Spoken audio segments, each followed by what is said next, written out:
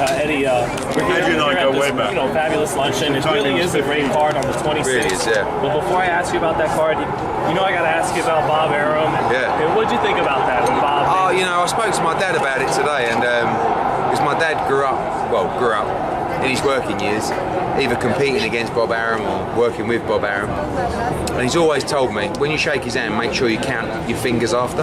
That's the first thing he told me. And the second thing he told me was, he said some quotes the other week, and he's saying he needs to learn from his dad. His dad was a great promoter. And he says the reason he's saying that is because I never invaded his space. I was never a threat to him. So what I am is a big threat to Bob, but I have so much respect for him as a promoter and as a man at 87 years old. I find it hard to fire back at him too much. Will you be doing this when you're 87?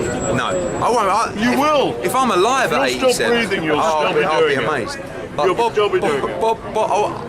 Being around Bob the other day at the press conference, I learned a lot, you know, and I've been in the American market for 6 months, and he's been in the American market for, I don't know, 40 years. Yeah, so he's probably right. I probably do know dick about boxing and promoting in America compared to him.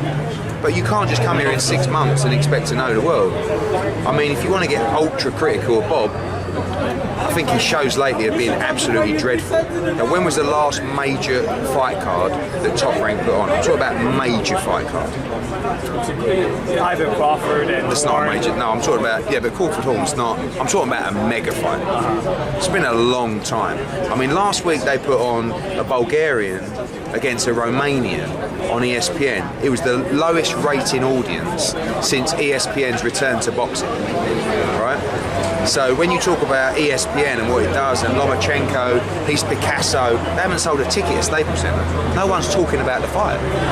So these are the things that I should be saying back to him, but I don't want to start, like, I genuinely have a lot of respect for Bob Arum. I'm actually quite honoured that he's even talking about me as much as he is. One thing I have to correct him on is he talks about Tyson Fury.